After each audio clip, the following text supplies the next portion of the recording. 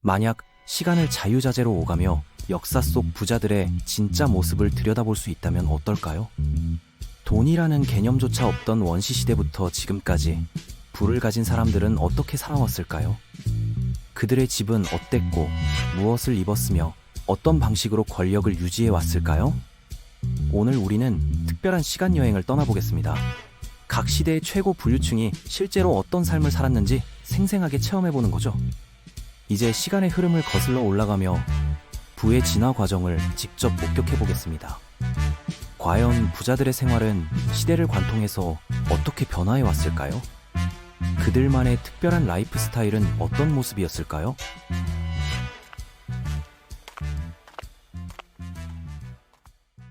최초의 도착지는 석기시대입니다. 이 원시적인 환경에서 누가 부유한 사람인지 구별하는 방법은 의외로 간단했죠. 겨울철에도 몸에 살이 붙어 있고 다친 상처가 깔끔하게 아물어 있으며 치아 상태가 양호한 사람들이 바로 그들이었습니다.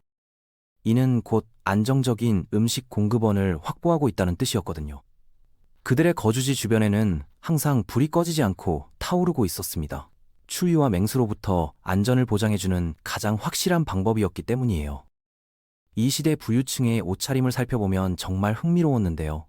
술록이나 매머드의 두꺼운 가죽으로 정교하게 제작된 외투를 걸치고 있었습니다. 더 놀라운 것은 이 외투에 수백 개의 작은 구슬들이 촘촘히 박혀 있었다는 점이죠. 당시 유행했던 이런 구슬 하나를 만드는 데만 해도 몇 시간이 소요됐으니 이들의 부는 시간과 노동력을 얼마나 많이 동원할 수 있느냐로 측정되었습니다. 옷감의 퀄리티 자체도 일반인들과는 확연히 달랐어요. 목 장식품들을 보면 더욱 흥미로운 사실을 발견할 수 있었어요. 지역에서 구할 수 있는 동물뼈와 함께 멀리 떨어진 곳에서만 구할 수 있는 호박색 조개껍질, 그리고 화산지대의 흑요석이 한데 어우러져 있었거든요. 이는 당시로서는 상상하기 어려운 광범위한 교역 네트워크를 보여주는 증거였습니다. 그들은 이미 수백 킬로미터 떨어진 부족들과 활발한 거래를 진행하고 있었던 것이죠. 현재의 글로벌 무역과 본질적으로 다르지 않은 개념이었어요. 이들의 주거 형태도 당시로서는 혁신적이었습니다. 추위가 매서운 평원 지역에서는 거대한 동물 가죽으로 만든 튼튼한 텐트나 매머드의 큰 뼈를 골조로 사용하고 그 사이를 풀로 채운 구조물에서 생활했죠.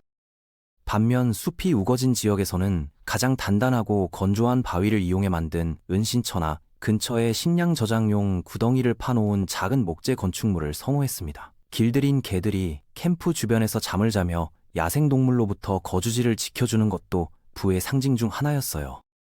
비디오 게임이나 각종 전자기기가 존재하지 않던 시절이었지만 그들만의 특별한 소유물들이 있었습니다.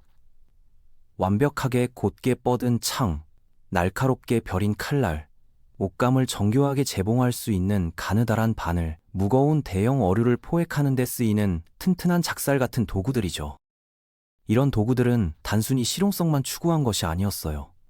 손잡이 부분에 정교한 조각이 새겨져 있거나 특별한 의미를 담은 문양들이 장식되어 있었습니다.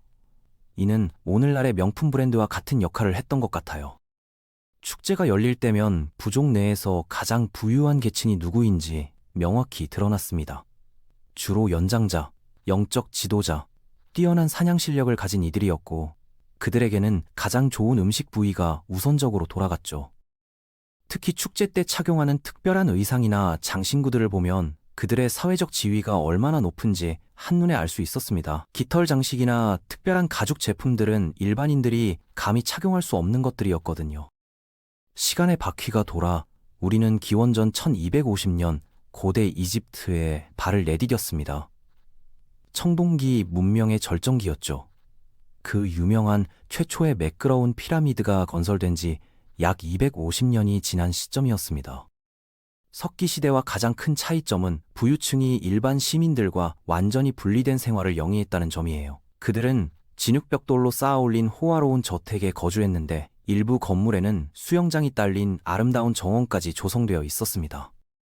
이집트의 뜨거운 기후를 고려할 때 개인 수영장이나 정원은 단순한 사치품이 아니라 생존을 위한 필수품이기도 했어요. 그러나 이런 시설을 갖추기 위해서는 엄청난 양의 물을 끌어올 수 있는 기술력과 인력이 필요했죠. 이들은 배고픔과는 거리가 먼 삶을 살았어요. 저택 내부에 전용 제빵시설이 마련되어 있어서 언제든지 갓 구운 빵을 맛볼 수 있었거든요. 말할 필요도 없이 그들의 저장고는 천장까지 닿을 정도로 각종 식량과 물품들로 가득 차 있었습니다.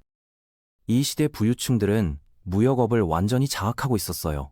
곡물을 다른 지역으로 수출하는 동시에 구리와 주석 같은 금속류를 수입해왔죠. 숙련된 장인들과 금속 가공 전문가들로 구성된 팀이 상품을 제작하면 그것을 각지로 배송하는 시스템까지 완벽하게 갖추고 있었습니다. 특히 나일강을 이용한 운송 시스템은 당시로서는 혁신적이었어요. 대형 선박을 이용해 무거운 화물들을 효율적으로 운반할 수 있었거든요. 이는 현재의 물류 산업과 놀라울 정도로 유사한 모습이었습니다. 침실을 살펴보면 세밀함의 극치를 보여주었는데요. 침대 틀은 머나먼 이국 땅에서 가져온 삼나무로 제작되었고 곳곳에는 금도금 장식이 번쩍였습니다. 리넨 침구류는 뜨거운 사막 기후에서도 시원함을 유지할 수 있도록 특별히 제작된 것이었어요. 심지어 몸을 씻기 위한 배수 시설이 완비된 전용 욕실까지 갖춘 경우도 있었습니다. 이는 당시로서는 상상하기 어려운 첨단 기술이었죠. 깨끗한 물을 공급하고 사용한 물을 배출하는 시스템이 완벽하게 작동하고 있었거든요. 부유층들의 일상생활을 보면 현재와 크게 다르지 않은 모습도 발견할 수 있었어요. 아침에 일어나면 개인 미용사가 머리를 정리해주고 전용 요리사가 준비한 아침 식사를 즐기며 하루 일과를 계획하는 것이죠. 서기 100년, 고대 로마 제국의 심장부로 시간 여행이 계속됩니다. 고전 문명의 전성기였던 이 시대에는 부유층의 생활이 한층 더 사치스러워졌어요. 도시 곳곳에는 우아한 기둥 양식의 정원, 전문 요리사들이 상주하는 주방, 깨끗한 물이 항상 흐르는 아름다운 주택들이 자리하고 있었습니다.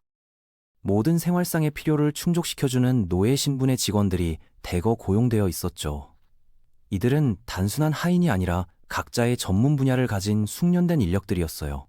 교육을 담당하는 사람, 의료를 담당하는 사람, 예술 작품을 관리하는 사람 등으로 세분화되어 있었습니다. 매일 저녁이면 화려한 연회가 열렸고 경기가 있는 날에는 투기장에서 벌어지는 모든 상황을 가장 좋은 위치에서 관람할 수 있었습니다. 그들이 착용한 의복은 선명한 색채의 리넨과 양모 소재였고 여기에 어울리는 반지와 목걸이로 치장했어요. 이 시대에는 돈을 버는 방법이 다양해졌는데요. 포도주를 판매하는 사람도 있었고 아파트를 소유해서 임대업을 하는 사람도 있었습니다. 특히 로마의 인슐라라고 불리는 다층 건물들은 현재의 아파트와 매우 유사한 개념이었어요. 또한 거대한 목욕탕 시설을 운영하거나 검투사 경기를 주관하는 것도 수익성이 높은 사업이었습니다. 이런 사업들은 단순히 돈을 버는 수단을 넘어서 사회적 지위를 과시하는 방법이기도 했죠. 도시의 소음과 혼잡함에서 벗어나고 싶을 때는 개인 마차를 타고 교외에 위치한 별장으로 향했어요.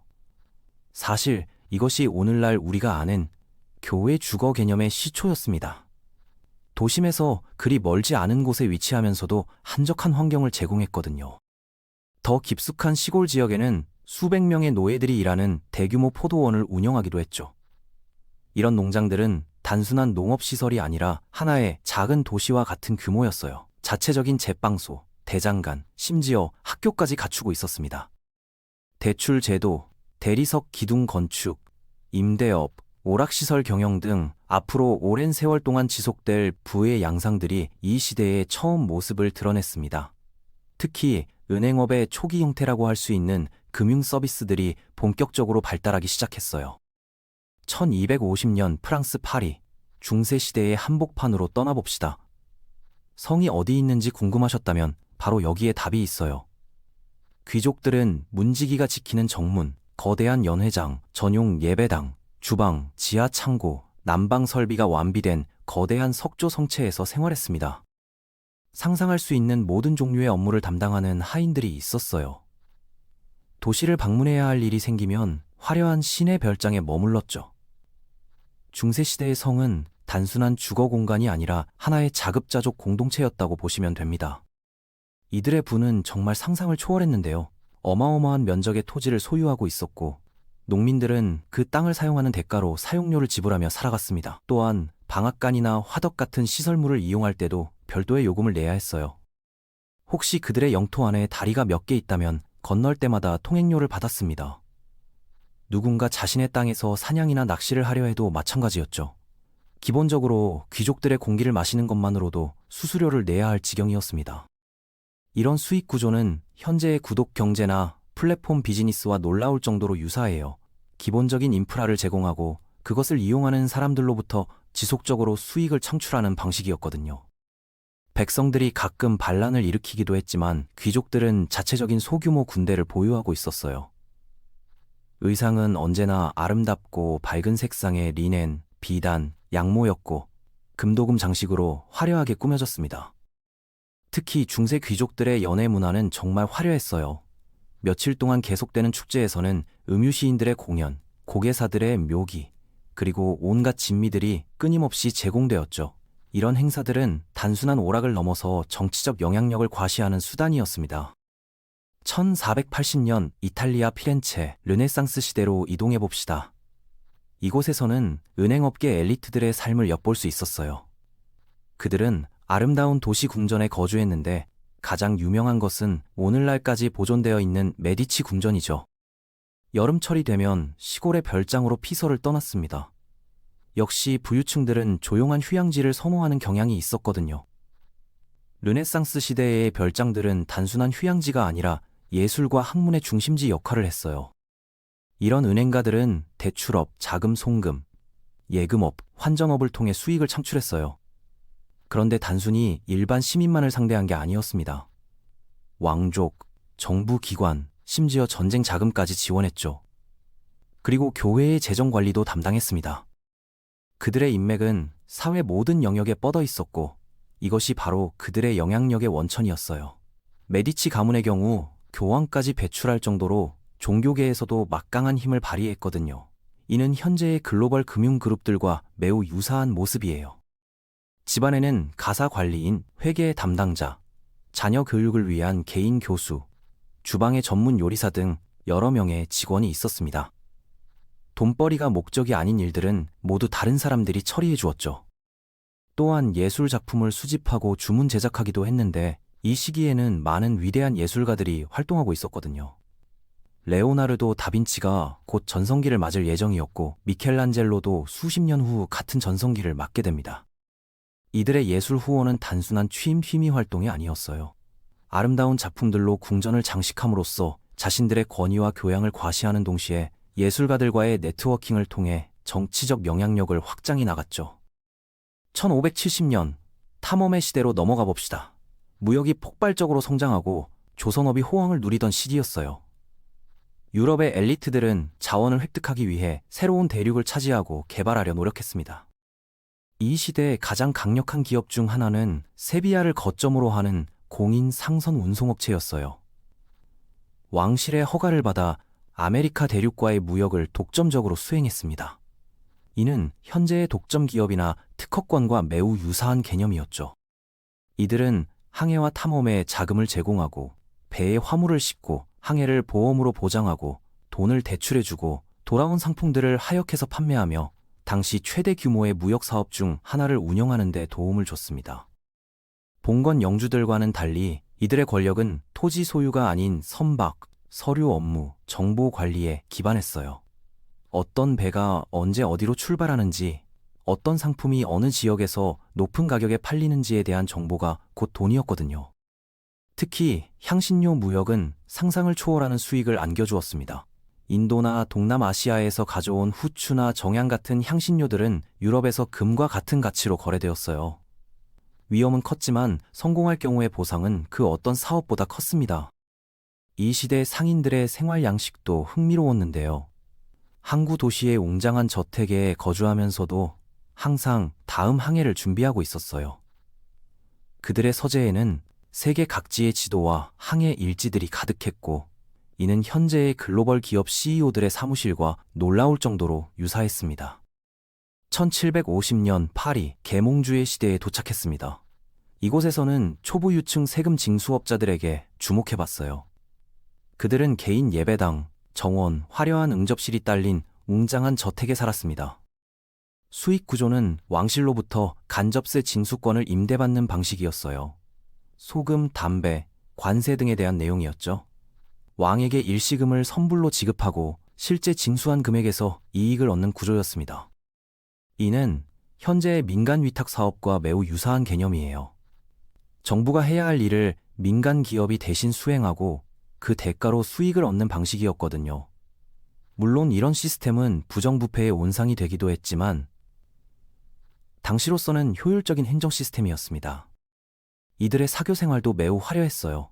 정기적으로 살롱을 열어서 당대 최고의 철학자들과 예술가들을 초청했죠. 볼테르나 디드로 같은 계몽 사상가들이 이런 살롱에서 자신들의 아이디어를 발표하고 토론했어요. 부유층들의 저택에는 방대한 개인 도서관이 있었고 이곳에서 지적인 대화와 토론이 이어졌습니다. 이는 단순한 지적 유의가 아니라 새로운 사업 기회를 찾고 정치적 영향력을 확장하는 중요한 수단이었어요. 1851년 런던 산업혁명이 한창이던 시기입니다. 새로운 철도 사업의 첫 번째 거물급 인사들, 이사진, 홍보 담당자, 자금 조달업자들을 만나볼 수 있었어요. 그들은 가스등이 설치된 응접실과 하인들을 위한 호출 시스템이 있는 아름다운 시내 저택에 거주했습니다. 최고급 주택에는 초기 실내 급수 시설까지 갖춰져 있었어요. 이는 당시로서는 상상하기 어려운 첨단 기술이었죠. 수세식 화장실과 온수 공급 시스템까지 갖춘 집들도 있었거든요. 주말이면 기차로 불과 몇 시간 거리에 있는 시골 별장으로 휴양을 떠났어요. 자본을 조달하고 철로를 건설하고 석탄과 명화, 곡물, 사람들을 운송해서 돈을 벌어들였습니다. 화물 운송 계약, 승객 요금, 부동산 거래가 큰 수익을 안겨주었죠. 철도 사업은 당시로서는 혁신적인 비즈니스 모델이었어요. 초기 투자 비용은 엄청났지만 한번 완성되면 지속적이고 안정적인 수익을 창출할 수 있었거든요. 이는 현재의 인프라 투자나 플랫폼 비즈니스와 매우 유사한 개념이었습니다. 산업혁명 시대의 부유층들은 이전과는 다른 새로운 라이프 스타일을 추구했어요. 기계와 기술에 대한 관심이 높았고 효율성과 생산성을 중시했죠. 그들의 저택에도 당시로서는 최신 기술이 도입되어 있었어요. 특히 런던의 부유층들은 도시와 시골을 오가는 이중 생활을 즐겼습니다. 주중에는 런던에서 비즈니스를 처리하고 주말에는 교회의 별장에서 휴식을 취하는 패턴이었어요. 이는 현재의 워라밸 문화와 놀라울 정도로 유사했습니다. 1955년 뉴욕 20세기 중반의 모습입니다. 이곳에서는 투자은행업계의 거물들을 관찰할 수 있었어요. 그들은 파크 애비뉴와 5번가의 고급 공동주택에 거주하고 여름에는 햄튼이나 코네티컷에서 지내며 마호가니 패너로 장식된 클럽을 자유롭게 드나들었습니다. 이 시대의 부유층 문화는 매우 세련되고 국제적이었어요. 유럽의 고급 문화를 적극적으로 받아들이면서도 미국적인 실용주의와 효율성을 추구했죠. 그들의 저택에는 현대적인 편의시설들이 가득했어요. 특히 자동차 문화가 본격적으로 발달하기 시작한 시기였는데요. 부유층들은 여러 대의 고급 자동차를 소유하고 전용 운전기사를 고용했어요. 주말이면 자동차로 교회 별장으로 드라이브를 떠나는 것이 유행이었죠. 금융업계의 발달로 인해 투자와 자산관리의 개념이 본격적으로 자리 잡기 시작했어요. 부유층들은 단순히 사업 수익에만 의존하지 않고 다양한 금융상품에 투자해서 자산을 불려나갔습니다. 이는 현재의 포트폴리오 투자와 동일한 개념이었어요. 사교클럽 문화도 매우 발달했는데요. 맨하탄의 유명한 클럽들에서는 비즈니스 미팅과 사교 활동이 활발하게 이루어졌어요. 골프나 테니스 같은 스포츠를 즐기면서 네트워킹을 하는 문화가 정착되었죠. 마침내 현재에 도달했습니다. 서구 문명의 엔터테인먼트 산업 중심지인 로스앤젤레스에서 영향력 있는 인물이자 프로듀서이며 브랜드 소유자인 창작자 CEO들을 만나볼 수 있어요. 그들은 베벌리 힐스, 히든 힐스, 말리부 등지에 거주하며 극장과 체육관이 딸린 홈 스튜디오를 갖추고 있습니다. 광고와 후원, 상품과 멤버십, 라이선싱, 제작사, 지분 투자와 스타트업을 통해 수익을 창출하죠. 현대의 부유층들은 과거 어느 시대보다 다양한 수익원을 가지고 있어요. 전통적인 사업 외에도 개인 브랜드, 소셜미디어, 콘텐츠 제작, 투자 등 여러 분야에서 동시에 활동하고 있거든요. 그들의 생활 공간도 과거와는 완전히 다른 모습이에요. 스마트홈 기술이 적용된 저택에서는 모든 것이 자동화되어 있고 개인 맞춤형 서비스를 제공받을 수 있어요. 홈 오피스, 개인 체육관, 영화관, 스튜디오까지 집 안에서 모든 것을 해결할 수 있는 구조죠. 특히 코로나 이후로는 재택근무 문화가 확산되면서 부유층들의 주거 패턴에도 큰 변화가 일어났어요. 도시의 펜트하우스보다는 교외의 넓은 저택을 선호하는 경향이 강해졌고 자연 친화적인 라이프 스타일을 추구하고 있어요. 환경에 대한 관심도 높아져서 태양광 발전, 전기자동차, 친환경 건축 등을 적극적으로 도입하고 있어요. 단순히 개인적 취향이 아니라 사회적 책임을 다하는 것으로 인식되고 있거든요. 시대를 관통하며 살펴본 부유층들의 삶은 각각 고유한 특징을 지니고 있었지만 공통점도 있었습니다. 그들은 항상 시대를 앞서가는 기술과 편의시설을 누렸고 권력의 중심에서 영향력을 행사해서 했으며 다음 세대의 부의 모습을 예고하는 선구자 역할을 했다는 점이죠. 흥미롭게도 부의 본질적 특성들은 시대를 초월해서 일정한 패턴을 보여주었어요. 안전하고 편안한 거주 공간, 질 높은 음식과 의복, 교육과 문화에 대한 투자, 사회적 네트워킹, 그리고 미래를 위한 자산 축적이라는 요소들은 석기시대부터 현재까지 변하지 않고 지속되어 왔습니다.